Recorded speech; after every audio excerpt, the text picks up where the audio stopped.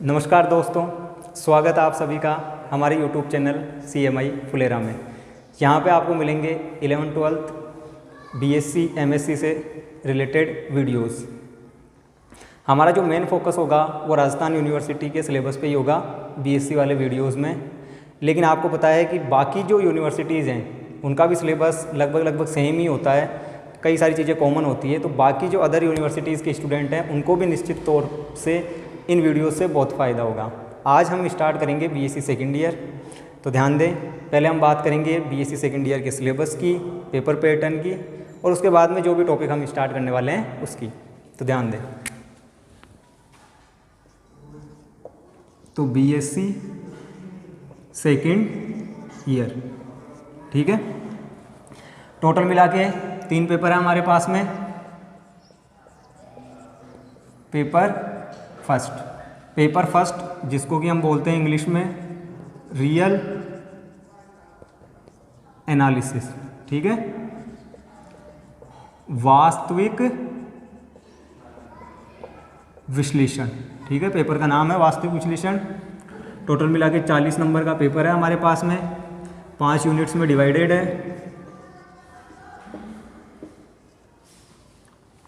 अब इसमें total books कितनी है कि पेपर का नाम वास्तविक विश्लेषण है, लेकिन टोटल मिला के 2 बुक्स हैं। एक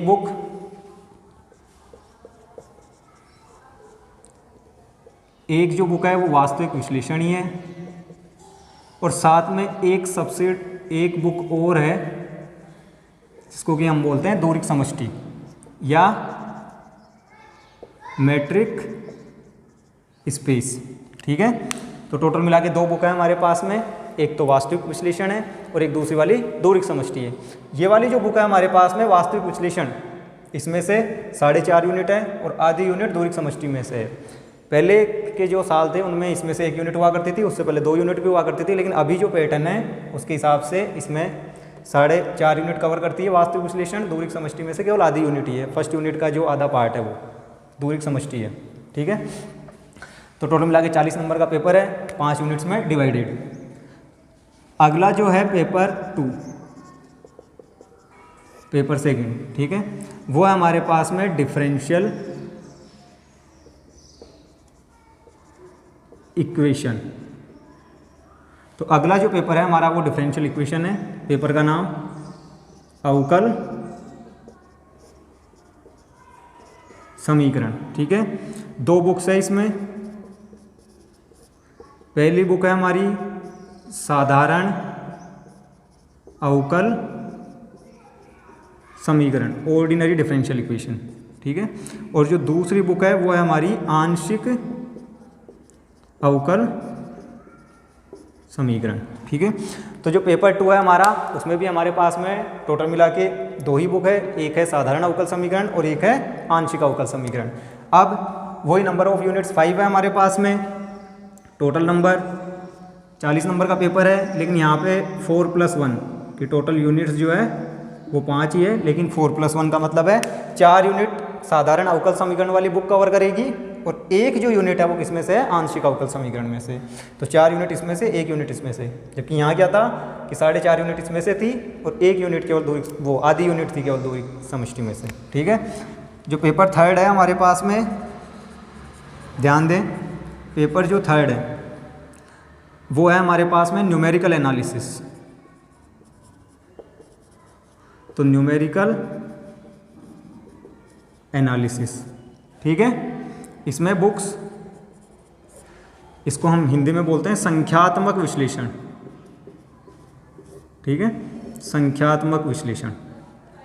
बुक्स अगेन हमारे पास में 2 ही बुक है, एक तो संख्यात्मक विश्लेषण के नाम से ये बुक, जो दूसरी है वो है हमारे पास में सदिश कलन, वेक्टर कैलकुलस, ठीक है। वही सेम 40 नंबर की बुक है, 4+1, ठीक है। ये मैं आपको राजस्थान यूनिवर्सिटी का पैटर्न समझा रहा हूँ, ध्यान रहे। तो जो पेपर 3 है उसका नाम है संख्यात्मक विश्लेषण। टोटल मिला के 40 नंबर का पेपर है, वही 4+1 मतलब 4 यूनिट संख्यात्मक विश्लेषण में से मेजर पार्ट यही कवर करेगी। एक जो यूनिट बच जाती है वो सदिश कलन में से या वेक्टर कैलकुलस में से। ठीक है, तो जो मेजर पार्ट है वो हमारा संख्यात्मक विश्लेषण कवर करेगी।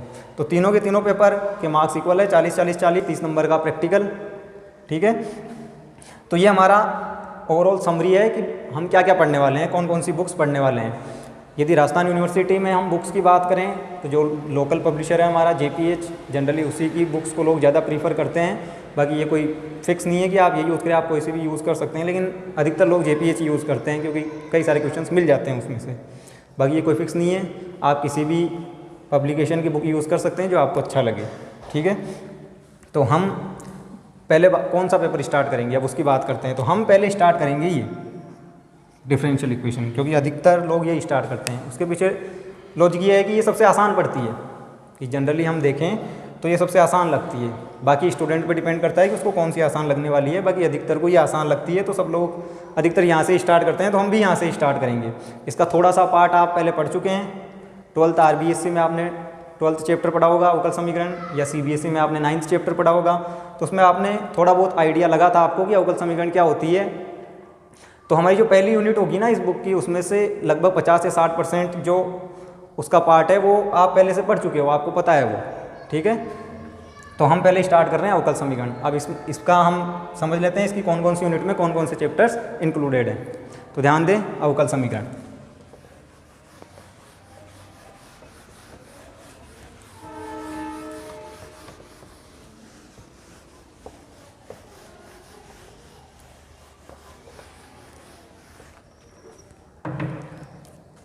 तो हम पहले स्टार्ट कर रहे हैं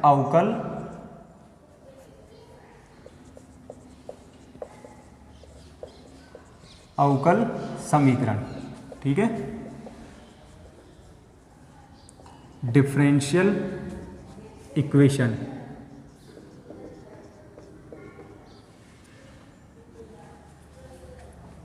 पेपर 2 है।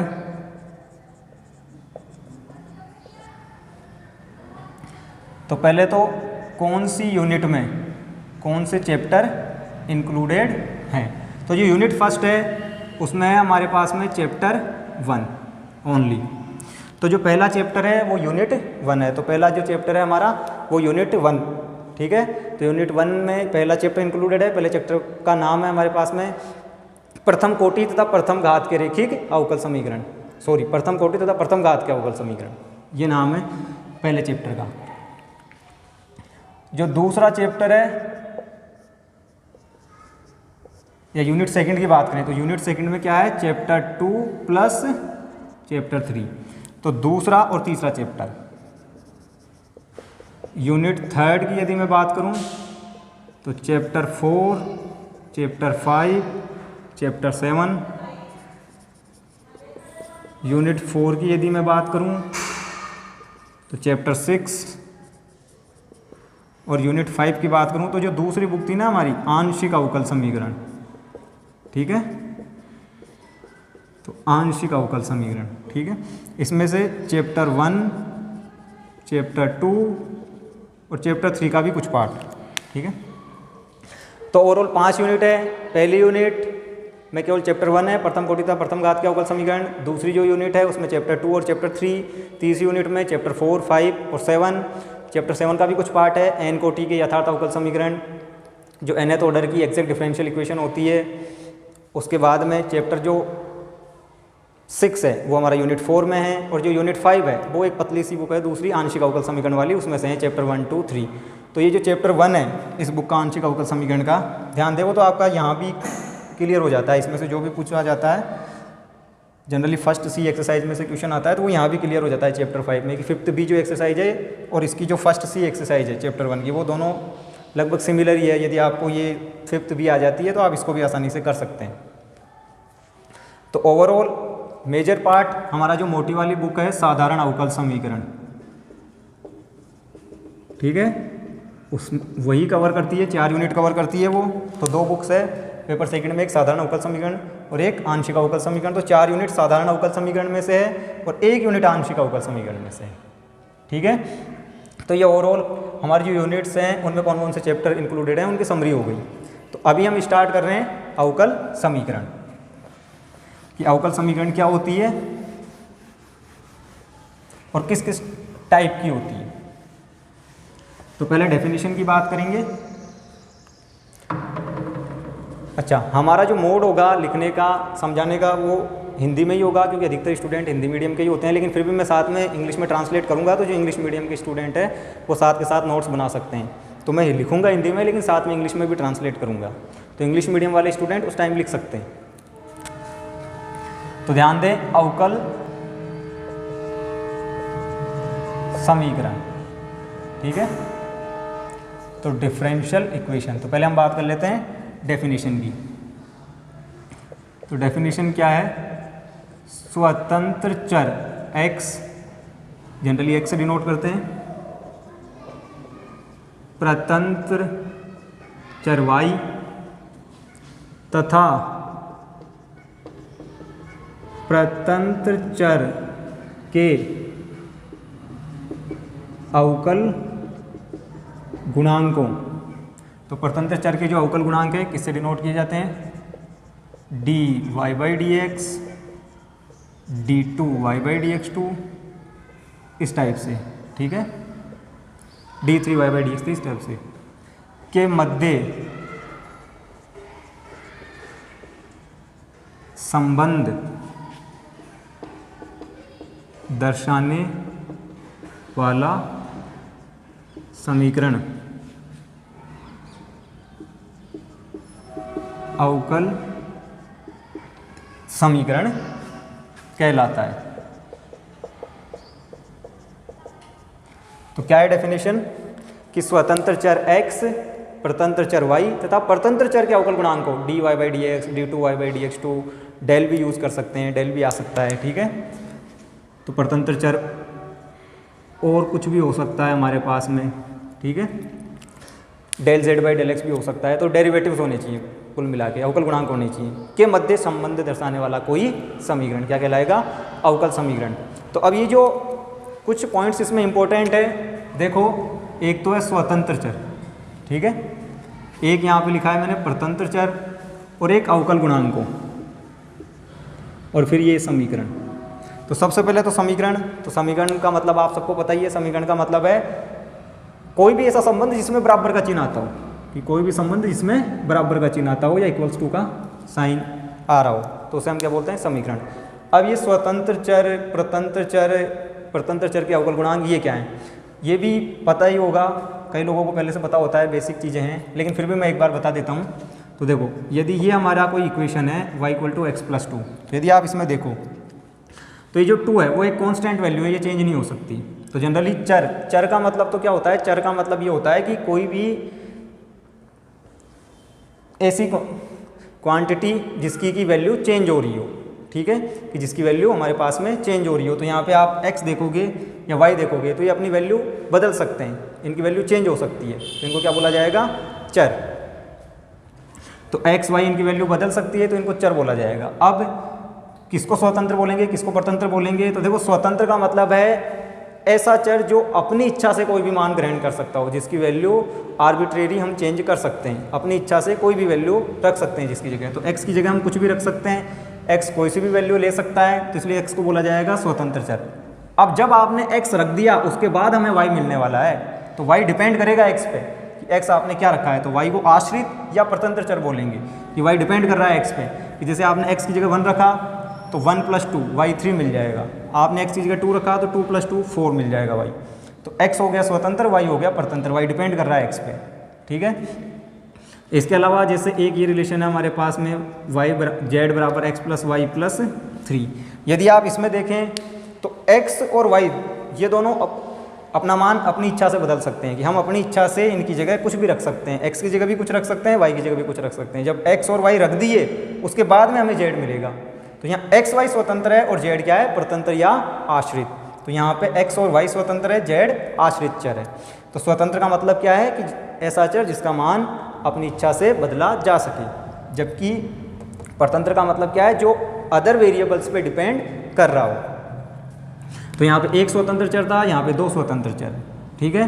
अब अवकल गुणांक, तो यहाँ पे देखो तो y पूरा का पूरा x पे डिपेंड कर रहा है, तो यहाँ y का x के साथ सापेक्ष हम क्या कर सकते हैं, संपूर्ण अवकलन। ठीक है, क्यों? क्योंकि y पूरा का पूरा x पे डिपेंड कर रहा है। तो यहाँ पे हम यूँ लिख सकते हैं कि dy/dx यदि हम डिफ्रेंशिएट करें इसको तो x का डेरिवेटिव 1 हो जाएगा, 2 का 0।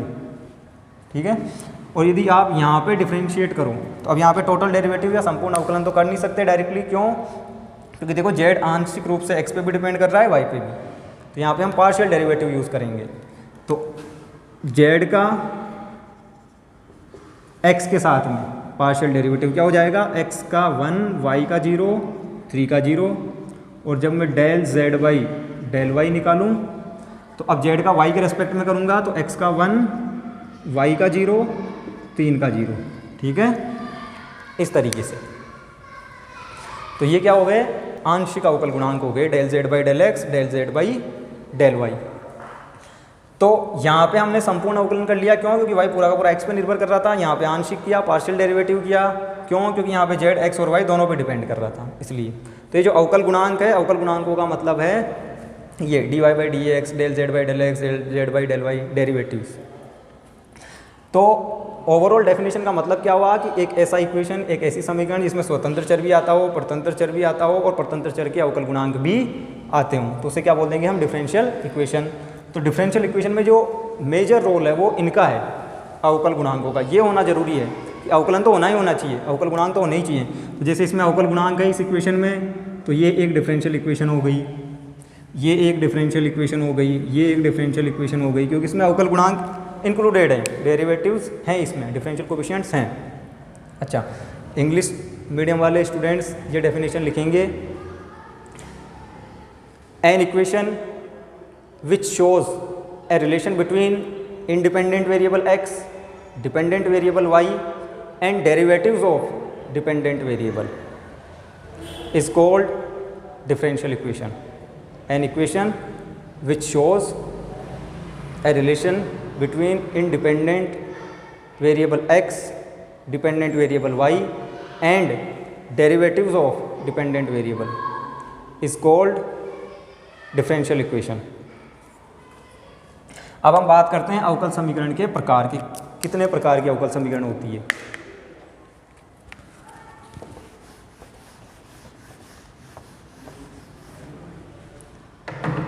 तो ध्यान दें, अवकल समीकरण के प्रकार।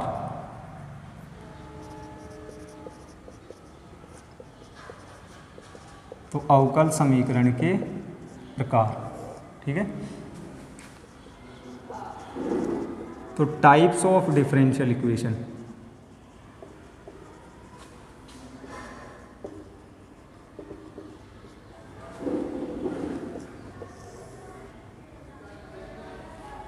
तो पहली है हमारे पास में साधारण अवकल समीकरण, अंग्रेजी में बोलेंगे ऑर्डिनरी डिफरेंशियल इक्वेशन। ठीक है, क्या है डेफिनेशन, क्या है, यदि किसी अवकल समीकरण में उपस्थित, तो यदि किसी अवकल समीकरण में उपस्थित सभी अवकल गुणांक, तो यदि किसी अवकल समीकरण में उपस्थित सभी अवकल गुणांक केवल एक स्वतंत्र चर के सापेक्ष हों तो उसे साधारण अवकल समीकरण कहते हैं। ठीक है, दूसरा है आंशिक अवकल समीकरण,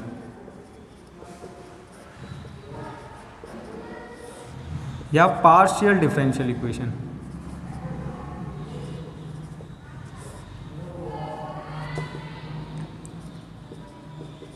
इसमें लिखेंगे आप, यदि किसी अवकल समीकरण में उपस्थित अवकल गुणांक 2 या 2 से अधिक स्वतंत्र चरों के सापेक्ष हो तो उसे आंशिक अवकल समीकरण कहते हैं।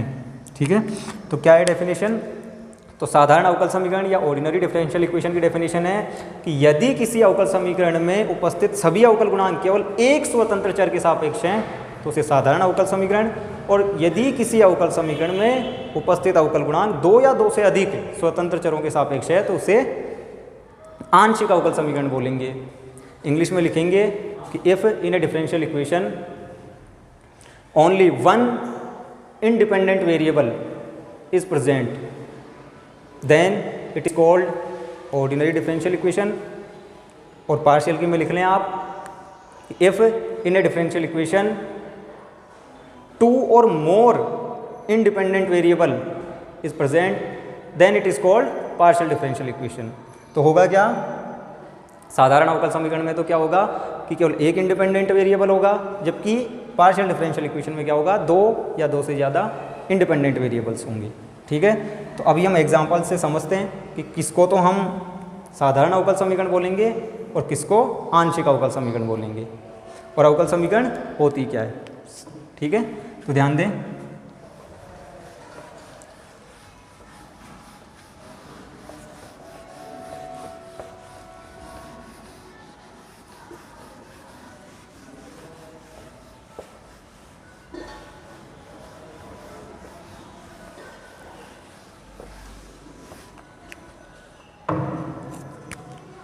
तो ध्यान दें एग्जाम्पल्स।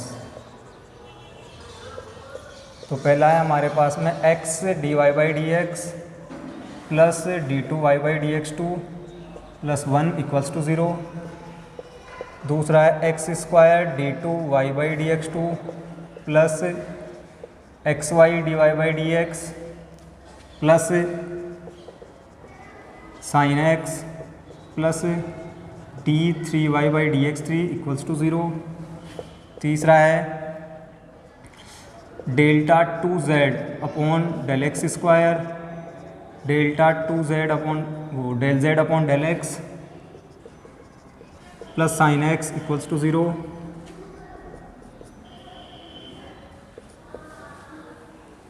फिर हमारे पास में इससे अगला delta 2z upon del y square plus del z upon del y plus del z upon del x equals to 0। फिर है delta 3z upon del y square plus delta 2z upon del x square plus del z upon del y equals to cos x. तो ये 5 examples हैं।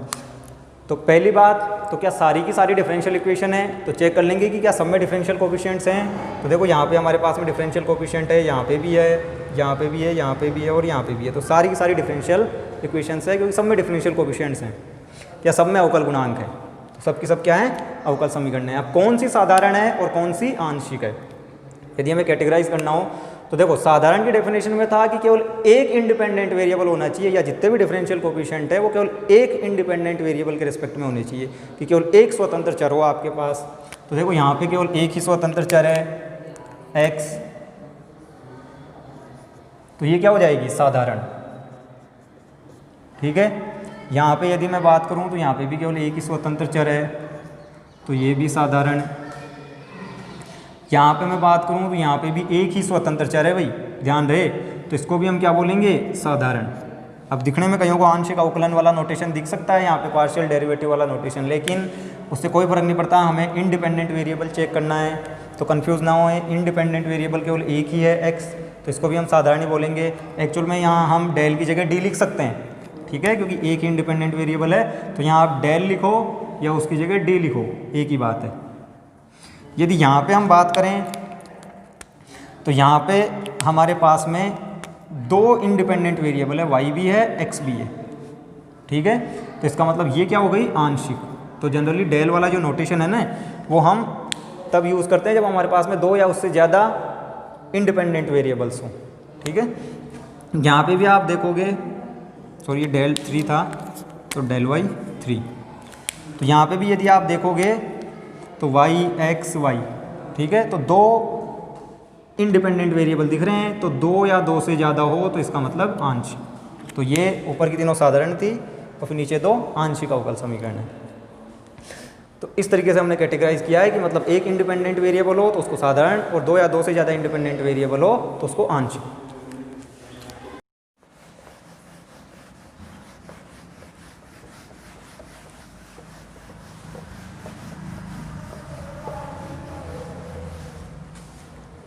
तो ध्यान दें students, अगला हमारा टॉपिक है अवकल समीकरण की कोटि, order of A differential equation. तो अवकल समीकरण की कोटि, order of A differential equation. तो पहले डेफिनेशन लिखेंगे। तो डेफिनेशन क्या है, किसी अवकल समीकरण में उपस्थित उच्चतम कोटि के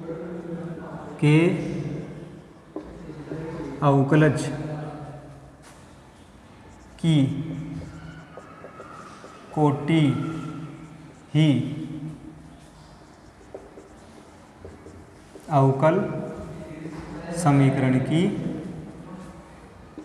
कोटि कहलाती है। तो क्या है डेफिनेशन, कि किसी अवकल समीकरण में उपस्थित उच्चतम कोटि के अवकलज की कोटि ही अवकल समीकरण की कोटि कहलाती है। ठीक है, उच्चतम कोटि के अवकलज की कोटि क्या कहलाएगी, अवकल समीकरण की कोटि।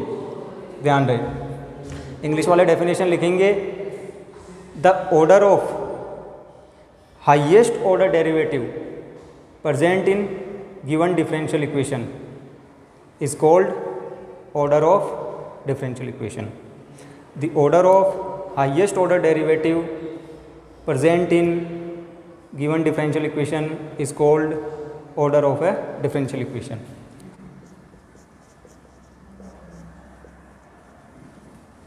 कि उच्चतम अवकलज की कोटि ही अवकल समीकरण की कोटि कहलाएगी, लेकिन कब, उससे पहले एक सावधानी रखनी है बस हमें, क्या, यदि अवकल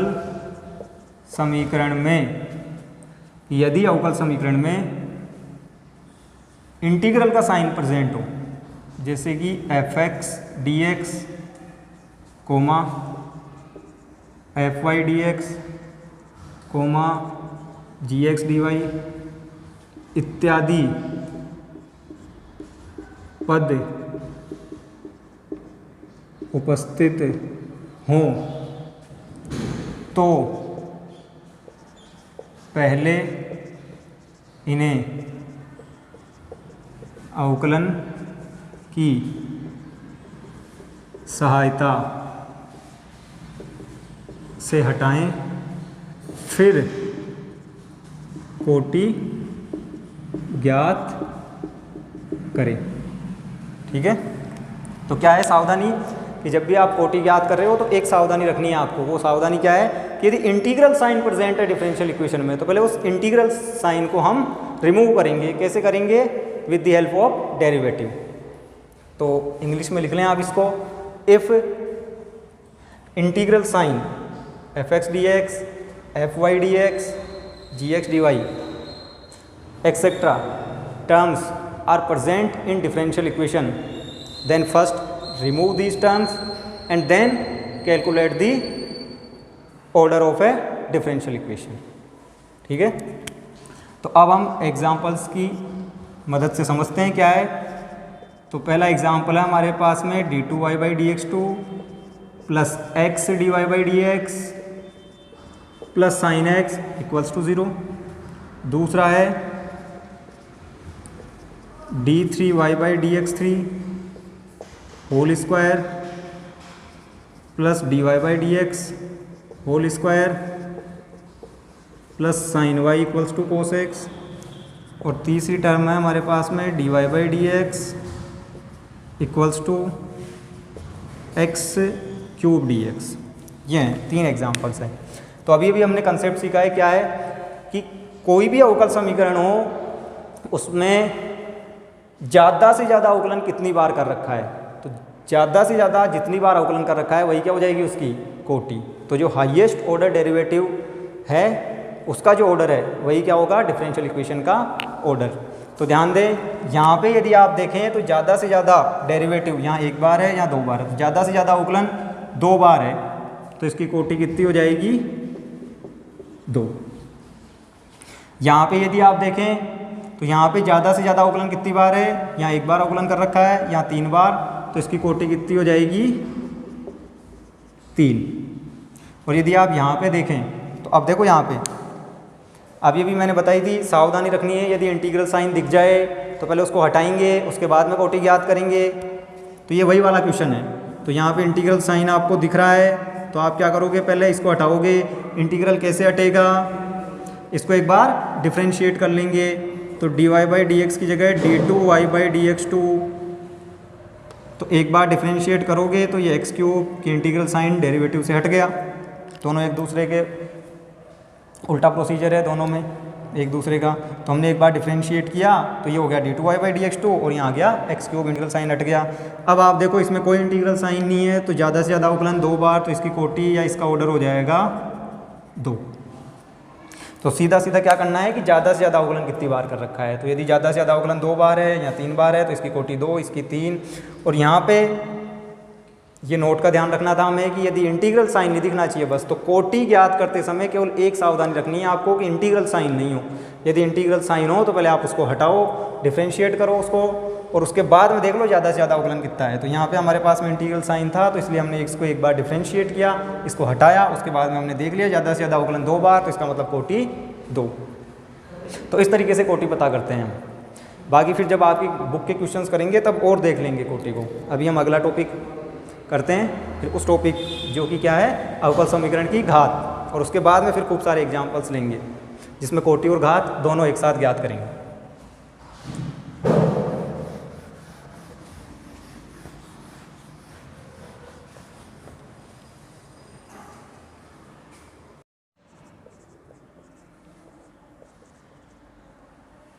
अवकल समीकरण की घात, degree of A differential equation.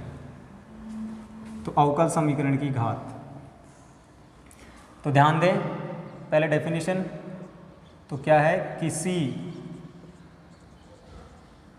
अवकल समीकरण, तो किसी अवकल समीकरण को अवकल गुणांकों के संदर्भ में पूर्ण बीजीय, किसी अवकल समीकरण को अवकल गुणांकों के संदर्भ में पूर्ण बीजीय बहुपद बनाने के पश्चात उसमें उपस्थित,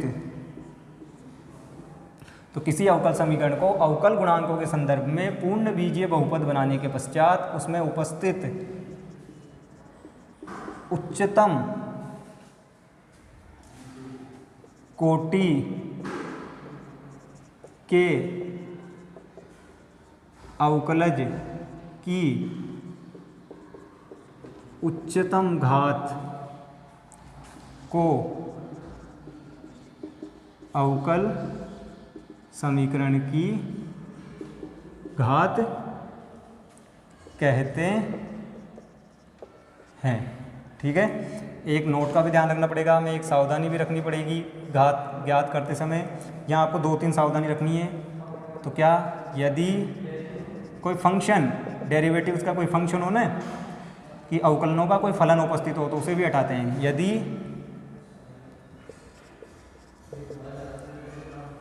यदि अवकल समीकरण में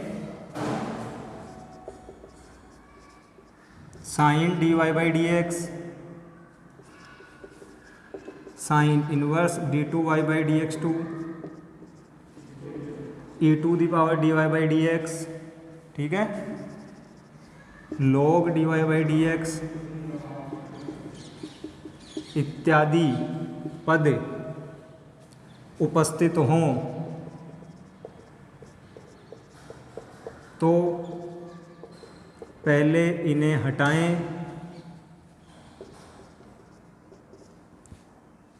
फिर घात ज्ञात करें, ठीक है। यदि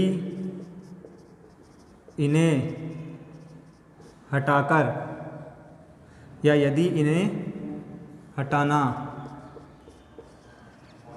संभव नहीं हो तो अवकल समीकरण की घात परिभाषित नहीं होगी, ठीक है।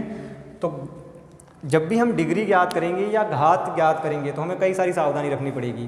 तो पहली सावधानी तो क्या है कि जो आपकी अवकल समीकरण है वो अवकल गुणांकों के संदर्भ में क्या होनी चाहिए, एक पूर्ण बीजीय बहुपद होना चाहिए। तो अब ये बहुपद क्या होता है या एक पॉलिनोमियल क्या होता है, तो ध्यान दें, इस तरीके का कोई एक्सप्रेशन जैसे कि f x equals to a naught plus a one x plus a two x square plus dot dot dot a n x n. तो यहाँ पे ये जो पावर है वो नेचुरल नंबर है और ये जो कोफिशिएंट है A not A one A two A N, ये सब के सब रियल नंबर्स हैं, तो इनको हम बोलते हैं रियल पॉलिनोमियल। तो ये एक रियल पॉलिनोमियल है, वास्तविक बहुपद। तो गुणांक वास्तविक हैं, ठीक है। हमें जो ध्यान रखना है मेन पावर का, इसे हम बोल रहे हैं एक्स के रेस्पेक्ट में बहुपद, कि ये एक्स के सापेक्ष बहुपद है। तो जिस भी वेरिएबल के रेस्पेक्ट में आप पॉलिनोमियल या बहुपद बोल रहे हो तो उसकी जो पावर है वो पॉजिटिव इंटीजर होनी चाहिए।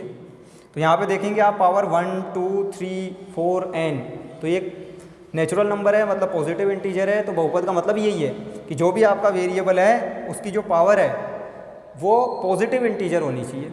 तो एक प्राकृत संख्या होनी चाहिए एक तरीके से। हाँ, कांस्टेंट टर्म अलग हुआ आपकी, कि आपके साथ में कोई कांस्टेंट टर्म भी आ सकती है, लेकिन जो वेरिएबल है उसकी जो पावर है वो क्या होनी चाहिए, पॉजिटिव इंटीजर या एक प्राकृत संख्या। तो हम यहाँ पे बहुपद बोलेंगे या बहुपद बनाएंगे, लेकिन किसके रेस्पेक्ट में, अवकल गुणांकों के संदर्भ में बहुपद बनाएंगे।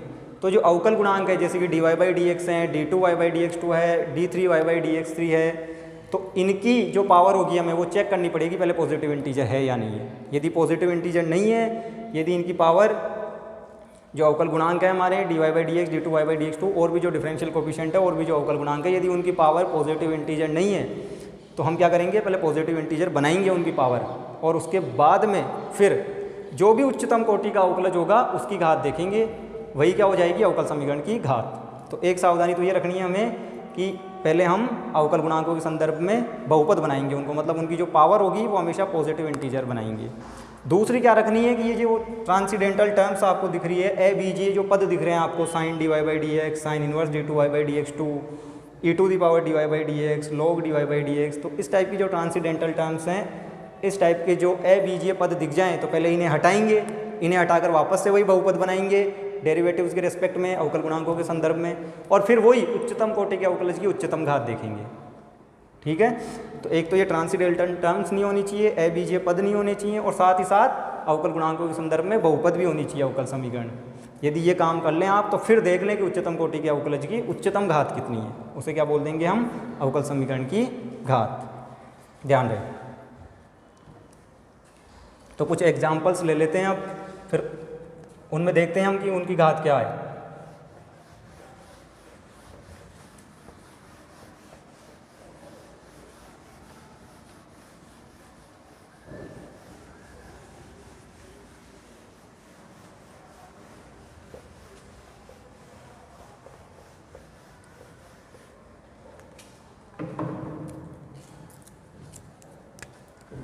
तो ध्यान दें एग्जाम्पल्स।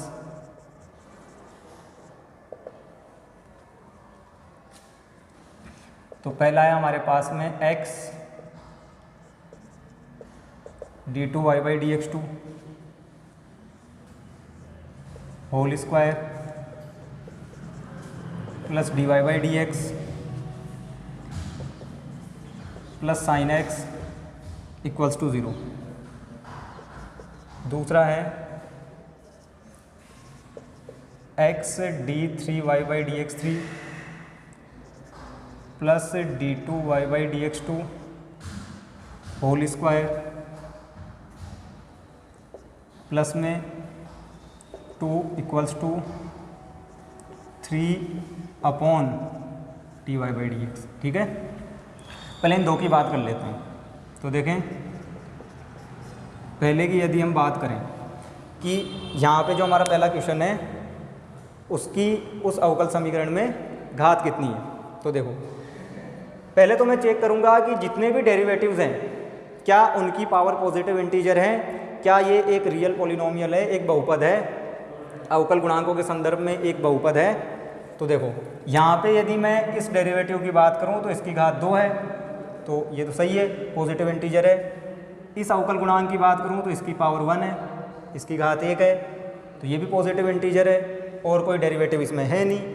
तो जितने भी डेरिवेटिव है उनकी पावर पॉजिटिव इंटीजर है, तो इसका मतलब ये डेरिवेटिव उसके रिस्पेक्ट में एक पॉलिनोमियल है, एक बहुपद है। तो बहुपद बन गया। उसके बाद में हम देख लेंगे कि जो उच्चतम कोटि का अवकलज है, जो हाईएस्ट ऑर्डर डेरिवेटिव है, तो उच्चतम कोटि का अवकलज ये रहा। ठीक है, इसकी पावर कितनी है 2, तो यही क्या हो जाएगी अवकल समीकरण की घात। तो इसकी घात कितनी है 2। ठीक है, तो ये जो हमारी डिफरेंशियल इक्वेशन थी इसकी पावर कितनी, घात कितनी हो गई 2, इसकी डिग्री 2 है। ठीक है, दूसरे की बात करते हैं। तो यहाँ तो हमें डायरेक्ट पता लग गया, कुछ करने की जरूरत ही नहीं पड़ी, केवल हमें चेक करना था, वो दिख रहा था हमें डायरेक्ट, तो हमें डायरेक्ट पता लग गया कि इसकी घात कितनी है 2। इसकी यदि मैं बात करूँ तो यहाँ पे यदि आप देखो तो ये x d3y upon dx3 plus d2y upon dx2 whole square plus 2 equals to 3 upon dy by dx। ठीक है, ये इक्वेशन है मेरे पास में। इसमें यदि मैं देखूं तो यहाँ पे इस डेरिवेटिव की जो पावर है वो 1 है, इस डेरिवेटिव की पावर 2 है और इस डेरिवेटिव की पावर एक तरीके से -1 है क्योंकि अपॉन में है ये। तो ध्यान दो, इसकी वजह से दिक्कत है, ये पॉजिटिव इंटीजर नहीं है इसकी पावर। तो पहले करेंगे क्या, सबकी पावर को हम क्या करेंगे पॉजिटिव इंटीजर बनाएंगे, तो इस dy बाई dx को इधर भेज देंगे। ठीक है, तो पहले आप इसका इधर मल्टीप्लाई करवा देंगे, तो x d3y अपॉन dx3 इसके साथ में dy by dx plus d2y by dx2 whole square इसके साथ में dy by dx plus 2 dy by dx equals to 3। और अब यदि मैं सारे के सारे अवकल गुणांकों को देखूं तो ध्यान दें, यहाँ पे इसकी पावर 1, इसकी भी पावर 1, इसकी पावर 2, इसकी पावर 1 और इस dy बाई dx की पावर भी 1। तो जितने भी अवकल गुणांक है मेरे, वो सारे के सारे अवकल गुणांक उनकी पावर क्या है पॉजिटिव इंटीजर, धन पूर्णांक। तो इसका मतलब ये अवकल गुणांकों के संदर्भ में एक बहुपद है। और जब बहुपद बन जाए उसके बाद में आप क्या करोगे, उसके बाद में आप देख लोगे उच्चतम कोटि का अवकलज कहाँ है, ये रहा उच्चतम कोटि का अवकलज और इसकी पावर कितनी है 1। ठीक है, तो इसका मतलब इस अवकल समीकरण की घात कितनी हो जाएगी 1। और एग्जांपल्स लेते हैं हम।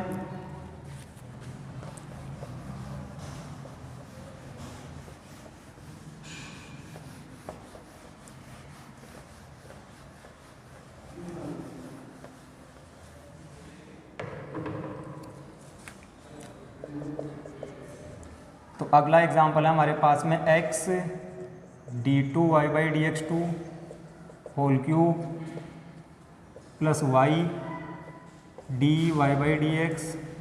ठीक है, plus d2y by dx2 power 4 plus sine y equals to 0। ठीक है, उसके बाद में एक और ले लेते हैं x dy by dx plus d3y by dx3 plus d2y by dx2 plus x equals to root of dy by D x. ठीक है, ये दो एग्जाम्पल है हमारे पास में। तो अब यदि हम पहले को सोल्व करें तो लिख लेते हैं एक बार वापस से, और फिर वही कंडीशन चेक करेंगे हम। X d two Y by D x two whole cube y d Y by D x d two Y by D x two power 4 plus sine y equals to 0। तो हम check करेंगे पहले कि differential coefficients के respect में polynomial है या नहीं है, बहुपद है या नहीं है, पावर पॉजिटिव इंटीजर है या नहीं है। तो यहाँ पे इसकी पावर देखें तो 3 है, इसकी पावर 1 है d Y by D x की, यहाँ d two Y by D x two की पावर 4 है। ठीक है, कोई दिक्कत नहीं है।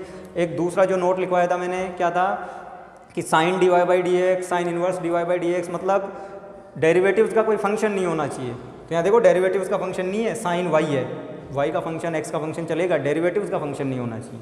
ठीक है, तो सही है, बहुपद है। बहुपद है तो जो उच्चतम कोटि का अवकलज है, उच्चतम कोटि का अवकलज d two Y by D x two, दो जगह है, तो इसकी उच्चतम घात देख लेंगे कि यदि उच्चतम कोटि का अवकलज भी दो जगह हो तो उसकी उच्चतम घात देखेंगे। तो उच्चतम घात कितनी है, यहाँ पे 3 है, यहाँ पे 4 है, तो उच्चतम घात 4 है। तो इस अवकल समीकरण की घात कितनी हो जाएगी, 4। कि जो उच्चतम कोटि का अवकलज हो उसकी घात देखते हैं, लेकिन यदि उच्चतम कोटि का अवकलज भी दो जगह आ जाए तो फिर जो बड़ी घात हो 4 है, तो अवकल समीकरण की घात भी 4। अगले एग्जाम्पल की बात करें तो देखो उसमें x d Y by D x plus d three y by D x three plus d two Y by D x two plus x equals to root of d Y by D x. इसको check करेंगे कि ये एक बहुपद है या नहीं है। तो यदि आप देखो इसमें तो अवकलनों की हम घात देखेंगे तो एक यहाँ पे घात 1 है, इसकी भी घात 1 है, लेकिन यहाँ पे देखो घात 1/2, रूट का मतलब क्या है 1/2। तो ये एक पॉलिनोमियल नहीं है डेरिवेटिव्स के रेस्पेक्ट में, क्योंकि यहाँ पे पावर पॉजिटिव इंटीजर थी, यहाँ पे थी, यहाँ पे थी, लेकिन यहाँ पे पॉजिटिव इंटीजर नहीं है। तो क्या करेंगे, पहले पॉजिटिव इंटीजर बनाएंगे। तो पॉजिटिव इंटीजर कैसे बनाएंगे, किस रूट को हटाएंगे तो दोनों तरफ क्या कर देंगे, स्क्वायर। तो दोनों तरफ स्क्वायर कर देंगे, plus d three y by D x three plus d two Y by D x two plus x. तो उस रूट को हटाने के लिए हम दोनों तरफ क्या कर रहे हैं, स्क्वायर कर रहे हैं। तो जैसे स्क्वायर किया ये रूट हट गया, तो हमने क्या किया है, दोनों तरफ या दोनों पक्षों का वर्ग करने पर, तो दोनों पक्षों का वर्ग करने पर, तो दोनों पक्षों का वर्ग किया है, तो दोनों पक्षों का वर्ग करने पर। ठीक है, अब चेक करो आप। अब देखो जब आप इसका स्क्वायर खोलोगे ना तो इन सब की पावर पॉजिटिव इंटीजर ही मिलेगी, और ये पावर पहले से ही पॉजिटिव इंटीजर है। तो अब ये एक रियल, अब क्या हुआ, अब ये एक बहुपद है। ठीक है, क्योंकि सबकी पावर, जितने भी डेरिवेटिव्स हैं उनकी पावर पॉजिटिव इंटीजर है।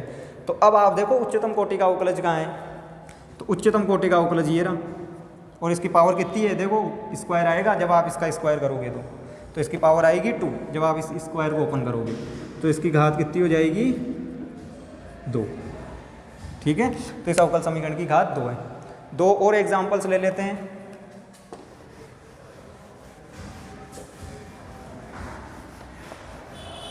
ताकि हमारा कंसेप्ट और क्लियर हो जाए।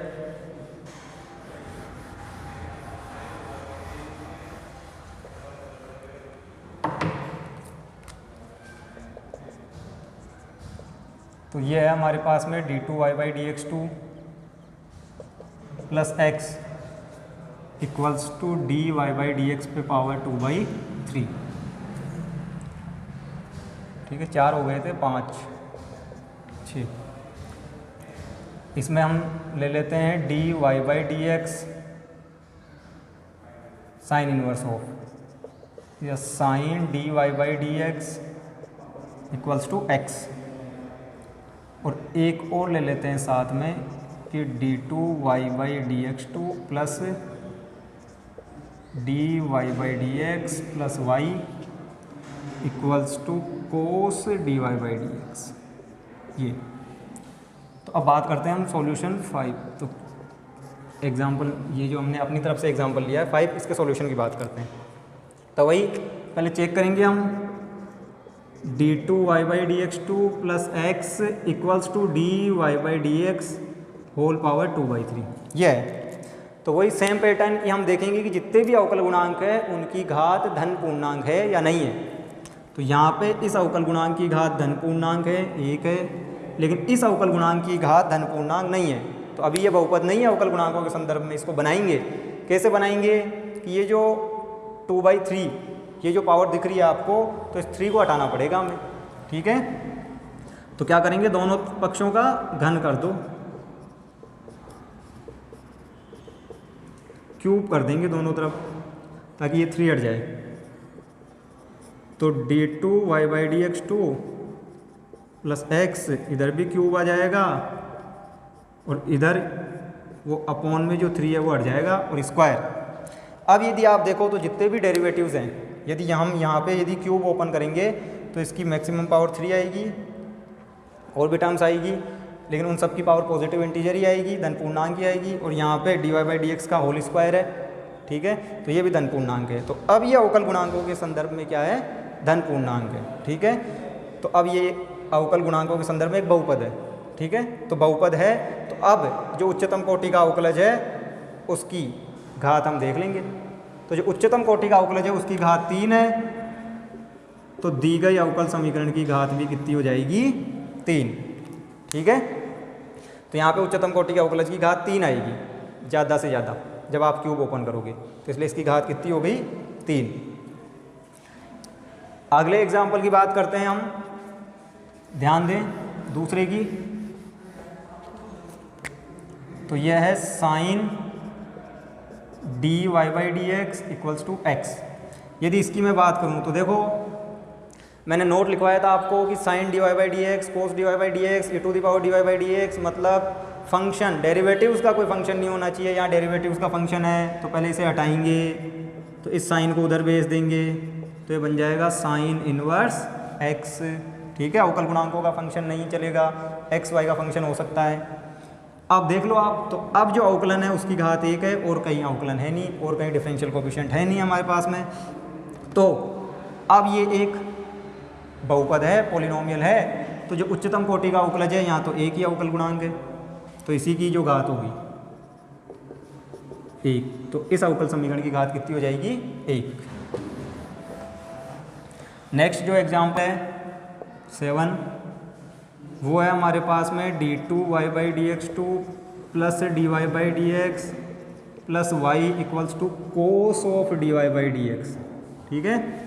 तो वापस से देखो वही दिक्कत है, डेरिवेटिव्स का कोई फंक्शन आ गया, तो अभी ये बहुपद नहीं है, इसको हटाएंगे, तो इस कोस को इधर भेजेंगे। dy/dx का फंक्शन कोस, तो पहले भी डेरिवेटिव्स का फंक्शन था, अभी भी डेरिवेटिव्स का ही फंक्शन है। ध्यान दे, dy/dx d2y/dx2 इनका फंक्शन कोस इनवर्स, तो पहले भी डेरिवेटिव्स का फंक्शन था, हमने कोस को इधर लेके आए, हम कोस इनवर्स किया, लेकिन अभी भी डेरिवेटिव्स का ही फंक्शन है। तो यहाँ पे इसको हटाना पॉसिबल नहीं है, तो यहाँ पे डेरिवेटिव का फंक्शन हट ही नहीं रहा, तो ये एक बहुपद बनेगा ही नहीं डेरिवेटिव्स के रिस्पेक्ट में। और जब बहुपद बनेगा ही नहीं तो इसकी घात निकाल ही नहीं सकते, तो यहाँ क्या लिखेंगे, घात अपरिभाषित। तो ध्यान दें, जब ये जो अबीजीय पद हैं कि डेरिवेटिव्स का कोई फंक्शन आ जाए, उसको हटाना पॉसिबल नहीं हो, ठीक है, जैसे कि इस क्वेश्चन में, तो घात क्या होगी, अपरिभाषित। और जब हटाना पॉसिबल हो तो हम निकाल ही लेंगे, ठीक है।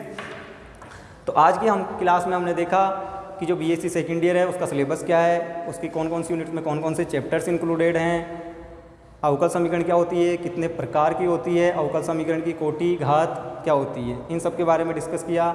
कल की जो हमारी क्लास होगी उसमें हम आप ही की बुक, जो जेपीएच की बुक है, उसके एग्जाम्पल्स लेंगे, उनकी कोटि घात ज्ञात करेंगे। तो ध्यान रहे, इसी टाइप के एग्जाम्पल्स करेंगे हम। आप चाहो तो आज की क्लास देखने के बाद पहले ट्राई कर सकते हो उनको, ताकि कल की क्लास में आपको कोई डाउट हो तो वो वहीं पे क्लियर हो जाए। तो आप चाहो तो आज की क्लास के बाद आपकी जो भी जेपीएच की बुक के क्वेश्चंस हैं उनको एक बार ट्राई कर लें, तो कल की क्लास में हम जब उनको डिस्कस करेंगे तो जो भी आपके डाउट होंगे वो उसी टाइम क्लियर हो जाएंगे। यदि आपको हमारा वीडियो पसंद आया हो तो हमारे चैनल को लाइक करें, आप इस वीडियो को अपने दोस्तों के साथ भी शेयर करें ताकि उनको भी सीखने का मौका मिले। आपको इसी तरह के वीडियोस और चाहिए तो आप हमारे चैनल को सब्सक्राइब करें। यदि कुछ कमी रह गई हो तो हमें नीचे कमेंट सेक्शन में बताएं। तो मिलते हैं कल की क्लास में।